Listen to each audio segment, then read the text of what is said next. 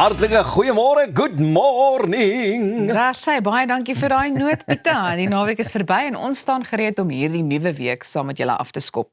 Nou daar is 'n propvol program wat wag en ek weet ou Pieter spits sy oortjies om te weet wat lê voor. Vandag gesels ons oor die belangrike rol wat aptekers speel om Suid-Afrikaners gesond te hou.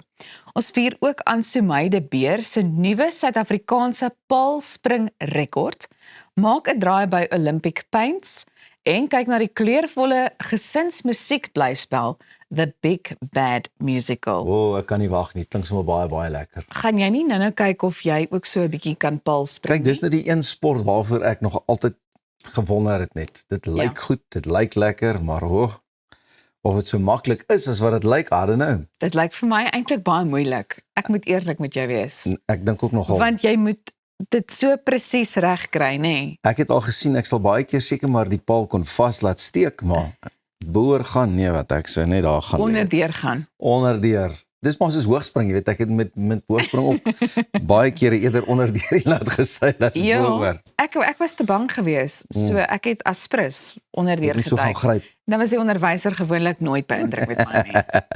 Nou weet jy so Els, as jy weet, jy weet nou nog nie kinders het, goeders die kan jy nogal dink dat daar 'n frustrasie is vir ouens soos ons, veral as jy kleuters het en so, en jy gaan op vakansie, en jy dink jy het nou hierdie lekker see vakansie, maar dan is dit reënerig vir 3 of 4 dae in 'n ry, en dan, wat doen jy met die kinders?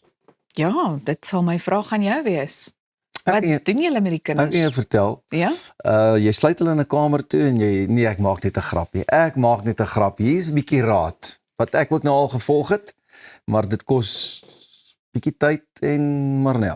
As die koue, reënerige weer jou en die kinders hierdie wintervakansie letterlik teen die mure uitdryf, moenie bekommerd wees nie. Hier is 'n paar binnenshuise aktiwiteite. Trouwens, van die lekkerste winteravonture gebeur juis binnenshuis. As julle gesin 'n kompeterende kant het, is binnenshuis 'n go-kart beslis 'n wenner om die adrenalien so bietjie te laat pomp. Met klimaatbeheerde bane, die wedrenne aan, al giet dit buite. Wil julle 'n bietjie energie verbrand? Trampolienparke is altyd 'n treffer. Van reuse trampoliens en putte met spons tot trampolien trefwal. Daar's genoeg om kinders en volwassenes ure lank besig te hou. Of verruil verfkoels vir laserstrale met 'n opwindende laser tag uitstappie. Julle kry al die opwinding van die jaagtog sonder om oor die meer weer bekommerd te wees en ook bekommerd te wees of jy 'n lyf vol bloukolle gaan huis toe gaan mee. As jy eerder raaisels oplos as adrenalien soek, is 'n ontsnap kamer 'n uitstekende keuse. Ja, werk saam en jaag teen die klok terwyl jy leidrade ontsyfer en geheime oplos, of jy nou uit 'n seerowerskip of 'n spookhuis probeer ontsnap, of selfs 'n bankroof beplan. Daai en dit klink interessant. En as tuis bly vir julle na die perfekte plan klink, is dit net so lekker. Haal 'n legkaart uit, raak kreatief met verfprojek of omskep die sitkamer in 'n bioskoop vir 'n tematiese filmmarathon. Natuurlik met hoop springmielies. Mens kan kreatief wees binnenshuis, inderdaad, sonder dat dit jou baie geld kos. Jy het net een stukkie gemis daar, springmielies met Astros. Springmielies met Astros, ja, jy weet. Dis hoe mense dit die soet en die sout wat alles bymekaar kom. Verstaan jy? Nee, ek kan dink jy mens moet nogal kreatief wees wanneer jy 'n ouer wil wees. Ja. Ek het nogal baie, jy weet, hierdie huisies gebou, wat jy die banke en die kombers en tafels en alles, en dan onder deur die stoel en al daai geite. Deesdae wil die knie nie meer so noodwendig so saamwerk nie, maar eintlik die groot rede, die tieners wil ook nie meer speel, soos wat hulle altyd gespeel het binne die huis, die wat hulle hou vir hulle self gelukkig besig. Ek dink kinders oor die algemeen, ek wonder of daar nog baie kinders is, wat iets soos 'n tent, jy weet, kom ons stel dit dan so, die leefvertrek in 'n kampterrein omskep. Ja, wat hulle 'n lekker fort bou, of dink jy dit gebeur nie? Ek weet nie, ek moet vir jou sê, ek onthou ek is bietjie agter. Ja, maar ek dink tot dit gebeur nog, dit hang maar alles af van die ouers af ook, of jy slaan 'n tent op buite in die erf, en vanaand kamp julle buite. In die veiligheid van jou erf. Verkieslik dan nou nie in die winter nie. Ja, definitief nie in die winter nie. Definitief nie in die winter nie. Elsma, het jy al hierdie escape rooms gesien, die ontsnappingskamers? Ek het nog nie daarvan gehoor. Ja, ek was nog nooit deel daarvan gewees nie. Wonder of het ons so ietsie so in Suid-Afrika? Ons moet af. Ek dink daar is definitief 'n paar daarvan, maar ek was so rukkie terug het ons 'n insetsel gaan vervaardig in die veld. En toe het hulle gesê hulle het ook so 'n soort konsep. Aha. Hulle het juist gesê hulle wil vir Pieter Koen daar hê. So ek Hoe sê is na die dit? tyd 'n bietjie meer Ons gaan vertel. Kan jy saam, dalk ons gaan gaan saam. inloer? Laat ons hom aandurf. Great Goed. minds think alike. Hier kom ons uit die kamer uit. Wel, is jy gereed vir nog 'n ander interessante Ek is, brokkie? laat hom loop. Goed, nou wanneer 'n mens die woorde groot muur hoor, dink 'n mens gewoonlik dadelik aan China, maar Afrika is besig met 'n heel ander soort muur. Een wat van herstelde landskappe, woude en landbougrond gemaak is. Nou dit staan bekend as die Groot Groen Muur en die projek strek oor 8000 km vanaf Senegal aan die Atlantiese kus tot by Djibouti aan die Rooi See. Die inisiatief is in 2007 deur die Afrika Unie van stapel gestuur. Nou die doel is om woestynvorming te beveg, verslane grond te herstel, voedselsekerheid te verbeter, werksgeleenthede te skep en ook gemeenskappe te help om by klimaatsverandering aan te pas. Hoewel die oorspronklike plan 'n aaneenlopende gordel van bome was, het die projek intussen ontwikkel in 'n reeks herstelpogings wat by elke streek se behoeftes aanpas.